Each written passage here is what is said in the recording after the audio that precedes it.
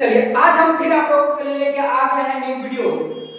आज के वीडियो में हम पढ़ेंगे सदिश क्षेत्रफल के वेक्टर एरिया और आवेश घनत्व के बारे में पढ़ेंगे और आवेश घनत्व का प्रकार भी बताएंगे कि कितने प्रकार का होते हैं और उस प्रकार में जो पॉइंट आएगा उस पॉइंट का यूनिट और डायमेंशन भी समझेंगे।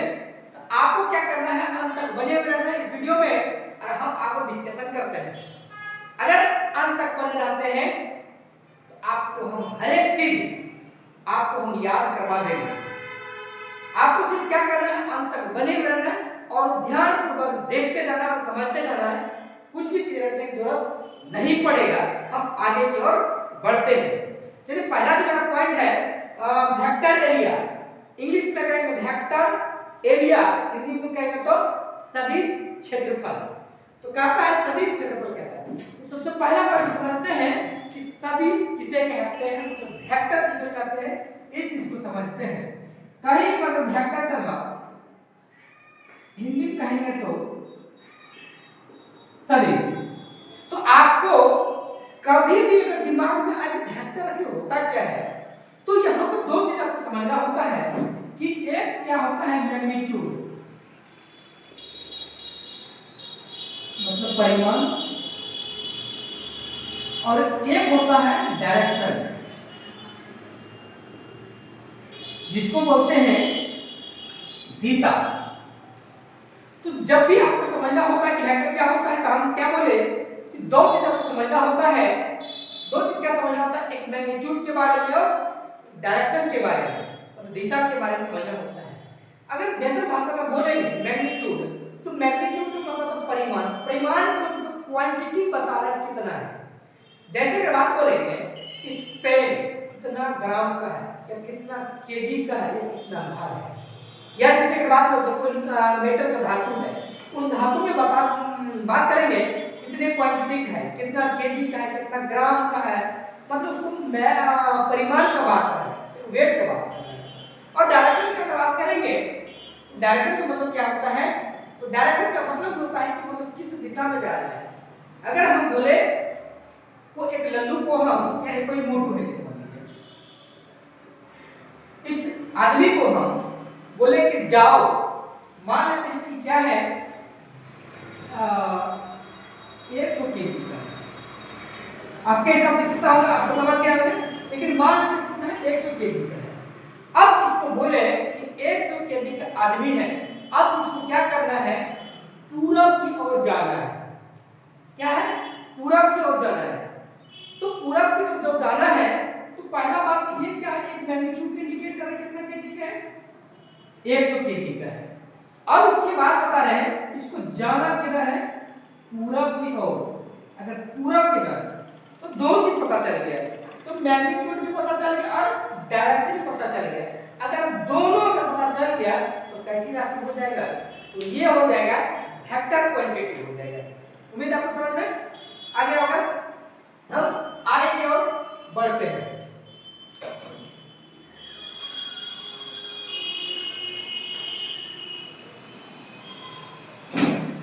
अब यहां से आगे बढ़ते हैं।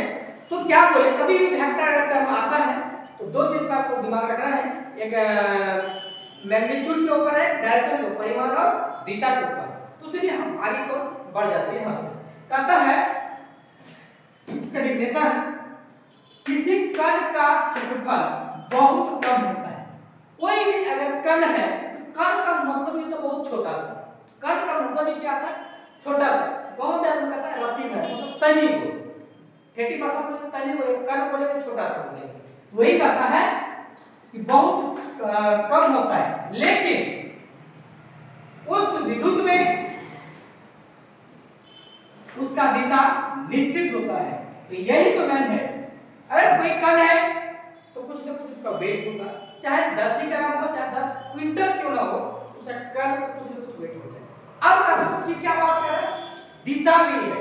क्या उसका, उसकी दिशा निश्चित, वही तो बात है, उसकी दिशा क्या है, निश्चित है।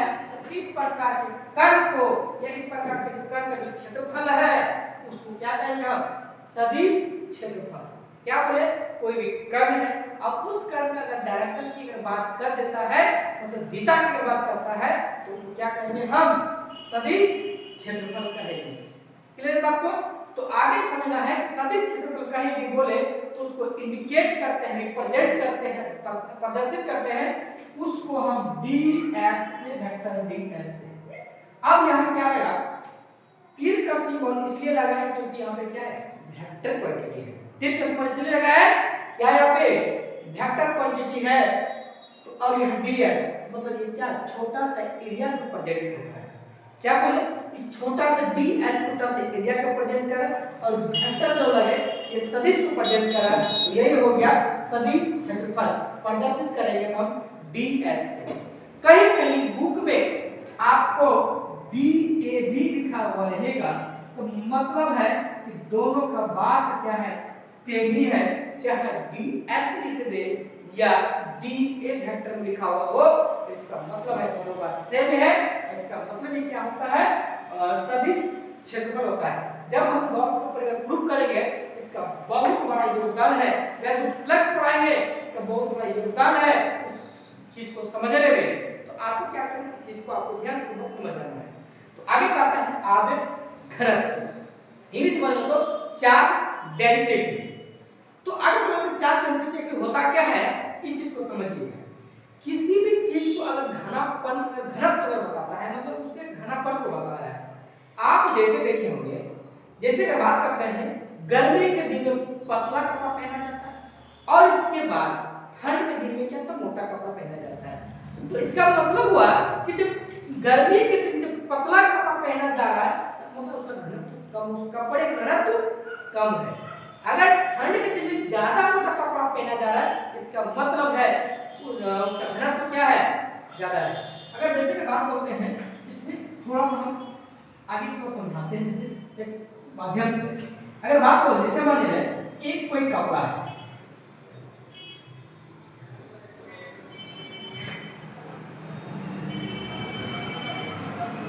घनत्व आपको समझना है क्योंकि घनत्व बहुत बड़ी है। और यही तो दूसरा कपड़ा है।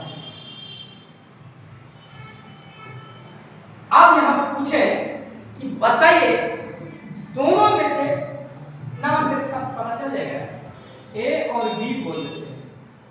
आप बोलते हैं कि दोनों में से घनत्व किसका है, तो आप क्लियर करके बता सकते हैं, आप कोई बिना कंफ्यूज हुए आप बता सकते हैं घनत्व ए का, वस्तु ए का जो है घनत्व क्या है, ज्यादा है, और बी का घनत्व क्या है, कम है। क्लियर हो गया?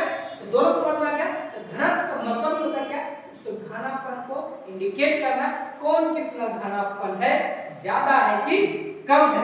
हम चैप्टर पढ़ रहे हैं आवेश के बारे में, तो यहाँ पर जो इंडिकेट करेगा आवेश जो होगा, आवेश इंडिकेट करेगा कौन कितना ज्यादा घनत्व वाला है। तो चलिए आगे हम समझते हैं। तो सबसे पहला बात क्या है, इसका डेफिनेशन क्या होता है, आवेश घनत्व का इसका डेफिनेशन क्या होता है। इंग्लिश में बोलेंगे तो चार्ज डेंसिटी, हिंदी में बोलेंगे तो आवेश घनत्व। किसी वस्तु में दिया गया आवेश, उसकी लंबाई, क्षेत्रफल, इसके क्षेत्रफल एवं आयतन के सापेक्ष अगर विकृत हो जाता है, तो इसे क्या कहते हैं, आवेश घनत्व। तो यहाँ पे क्या होगा, क्या घनत्व को, जैसे मान लीजिए यहाँ पर दो वस्तु है, ए और बी है, तो आप इसमें क्या करना, फैलाना है। विकृत का मतलब क्या होता है, फैलाना। तो फैलाना है तो किसके सापेक्ष में, तीन को सापेक्ष में फैलाना है। किससे किसके सापेक्ष में फैलाना है, एक लंबाई के सापेक्ष में, एक क्षेत्रफल के सापेक्ष में, एक आयतन के सापेक्ष में फैलाना है। तो आपको पता होगा लंबाई सिर्फ एक का बात होता है, आगे बढ़ जाते हैं। कहीं भी अगर लंबाई की बात होता है, इसे हम बोलेंगे लंबाई है। तो लंबाई को सिर्फ एक मान लेते हैं कि क्या है, लंबाई की बात कर रहे हैं। ये अगर इस हिसाब से रखा है तो लंबाई हो गया। अगर बोलेंगे क्षेत्रफल हो गया, तो यहाँ पर क्षेत्रफल क्या होता है, द्विदिशीय में होता है, टू डायमेंशनल होता है। टू डायमेंशनल मतलब हो गया, एक लंबाई वाला आएगा, एक चौड़ाई वाला होगा। जैसे कि बात बोलते हैं कि यहाँ पर दो है, तो अगर दो को अगर अनुदिश फैला है, लंबाई और चौड़ाई का अगर अनुदिश फैला तो क्षेत्रफल बोल सकते हैं। इसके बाद करना आयतन घनत्व, अगर तीनों का दिशा में अगर फैल रहा है, लंबाई, चौड़ाई, ऊंचाई, अगर कहीं भी अगर क्षेत्रफल आता है, दो चीज हमेशा आपको याद रखना है, लंबाई भी आती है और साथ साथ में चौड़ाई भी आती है। अगर लंबाई चौड़ाई देख क्षेत्रफल हो गया, लंबाई चौड़ाई ऊंचाई हो गया तो मतलब क्या है आयतन आपको हो गया। उचित समझ आ गया। तो यहाँ पर क्या लंबाई चौड़ाई ऊंचाई मानते हैं। तो यहाँ तीनों का अगर अनुदिश फैल रहा है, लंबाई चौड़ाई और ऊंचाई का अगर अनुदिश फैल रहा है तो उसको बोलेंगे क्या आयतन। अगर लंबाई का अनुदिश फैला तो लंबाई आवेश घनत्व बोलेंगे। अगर लंबाई और चौड़ाई का अनुदिश फैल गया तो क्षेत्रफल आवेश घनत्व। लंबाई चौड़ाई ऊंचाई का अनुदिश फैला है मतलब क्या कहेंगे आयतन। सबका इंडिकेट भी किया गया, यूनिट भी है, डायमेंशन भी। चलिए इसका डेफिनेशन समझते हैं, आगे समझते जाते हैं। वही कहता है यहाँ पे लिख दिया है किसी वस्तु में दिया गया आवेश उसके लंबाई क्षेत्रफल एवं आयतन के सापेक्ष अगर विकृत हो जाता है इसको बोलते हैं आवेश घनत्व। ये आवेश घनत्व कितना, there are 3 types of charge density. तो आवेश घनत्व का मतलब 3 प्रकार के होते हैं, यहाँ पर लिखा हुआ है कितना प्रकार का, 3 प्रकार के होता है। तो कौन कौन हो गया, एक लंबाई वाला, एक क्षेत्रफल वाला, एक आयतन वाला। तो पहला हम पढ़ते हैं, ये समझते हैं। पहला जो है रेखीय आवेश घनत्व, जिसको लंबाई का बात करते हैं। लंबाई का ही कहते हैं रेखीय आवेश घनत्व। तो पहला जो क्वेश्चन है रेखीय आवेश घनत्व, तथा किसी चालक के प्रति एकांक लंबाई पर मौजूद आवेश को रेखीय आवेश घनत्व कहते हैं। तो मतलब इस पे जो घनत्व जो आपको प्रेजेंट करना है, जो सोचना है वो लंबाई के बारे में सोचना। ये लिखा हुआ है प्रति एकांक लंबाई पर मौजूद आवेश को रेखीय आवेश घनत्व कहा जाता है। इसे लैम्डा से प्रदर्शित किया जाता है, सूचित किया जाता है। रेखीय आवेश घनत्व क्या बोल रहा है, लैम्डा से प्रदर्शित किया जाता है। लैम्डा को पढ़ते हैं ऐसे, आपको भी पता होगा, इसको पढ़ते हैं लैम्डा, इसको पढ़ते हैं लैम्डा। तो यहाँ मेरा फॉर्मूला हो गया रेखीय आवेश घनत्व, पूरा लिख लेना। आपको कॉपी नोट कीजिएगा, पूरा लिख लीजिएगा। रेखीय आवेश घनत्व दैट्स जगह कम में लिख दीजिए। रेखीय आवेश घनत्व बराबर आवेश बटा लंबाई। तो आवेश बटा लंबाई, और इसको हम इंडिकेट करते हैं लैम्डा से।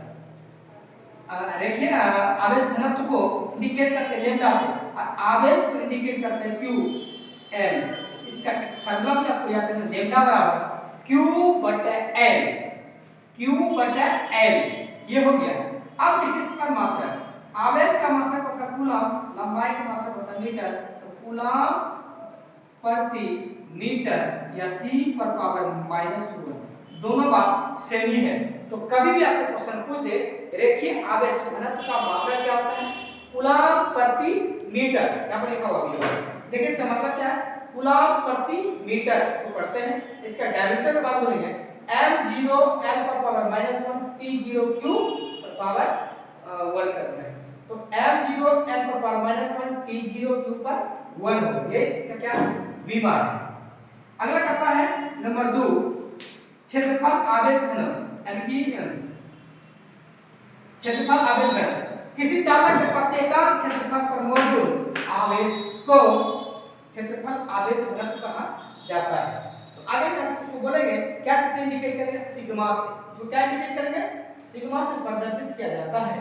तो आपको फॉर्मूला याद हो गया होगा।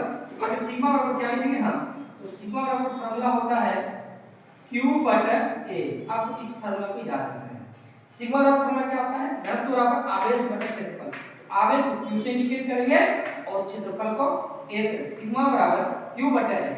अगर इसका मात्रक बोलेंगे, आवेश का मात्रक होता है कूलम, क्षेत्रफल का मात्रक होता है मीटर स्क्वायर। इसको बोल सकते हैं कूलम प्रति मीटर स्क्वायर, यही होता है कूलम प्रति मीटर स्क्वायर। और इसका विमा बोलेंगे m0 l पर पावर -2 t0 q 1 बोलेंगे। सिर्फ यहाँ पर अंतर क्या है, -1 है। यहाँ क्षेत्रफल आ गया तो दोगुना लंबाई था, लंबाई छोड़ा दोनों आ गया, इसलिए यहाँ क्या कितना हो गया, l पर पावर -2 हो गया। m0 l स्क्वायर हो गया l पर पावर -2 t0 q 1। तीसरा जो है मेरा आयतन आवेश घनत्व, इसमें तीनों आ गए, लंबाई चौड़ाई ऊंचाई तीनों आता है। तो चलिए हम समझते हैं। किसी चालक के प्रति एकांक आयतन पर मौजूद आवेश को आयतन आवेश घनत्व कहा जाता है, और इसको इंडिकेट करेंगे रो। ये क्या है, इसको पढ़ेंगे हम रो। क्या पढ़ते हैं इसको, रो पढ़ते हैं, इसको रो से प्रदर्शित किया जाता है। तो इसका फॉर्मूला क्या जाएगा, आयतन आवेश घनत्व बराबर, इसको पूरा लिखेंगे तो क्या है, आयतन आवेश घनत्व बराबर आवेश बटा आयतन, आवेश बटा आयतन। इसका मतलब क्या, कूलम्ब प्रति मीटर क्यूब। क्या हो जाएगा, कूलम्ब प्रति मीटर क्यूब। और इसका विभव m0, इसमें कुछ नहीं तो क्या है, m0 है, m0 l पर पावर -3 t पर पावर 0 q पर पावर q पर पावर 1, m0 l पर पावर -3 t पर पावर 0 q पर पावर 1। अंतर देखिए यहाँ पर क्या है, यहाँ सब तो m पर 0 है, यहाँ भी m पर 0 है। एक अंतर क्या है, t पर 0 है, t पर सब 0 है, q पर 1 है, q तो अंतर कहाँ हो रहा है, इस पे लंबाई पे l पे, l मतलब क्या, लंबाई, l पर पावर -1, l पर पावर -2, l पर पावर -3। ये चीज आपको समझना है। तो यहाँ अगर बात बोलेंगे तो इसका फॉर्मूला कितना हो गया, यह हो गया रो बराबर q बटा v। इसका जो फॉर्मूला गया रो बराबर q बटा v, इसका हो गया। तो उम्मीद है ये बातें आपको समझ में आया होगा। अगर ये बात को समझ में आ गया, हम मिलते हैं नेक्स्ट वीडियो में। तब तक के लिए पढ़ते रहिए, सीखते रहिए। मिलते हैं नई वीडियो में, तब तक के लिए जय हिंद।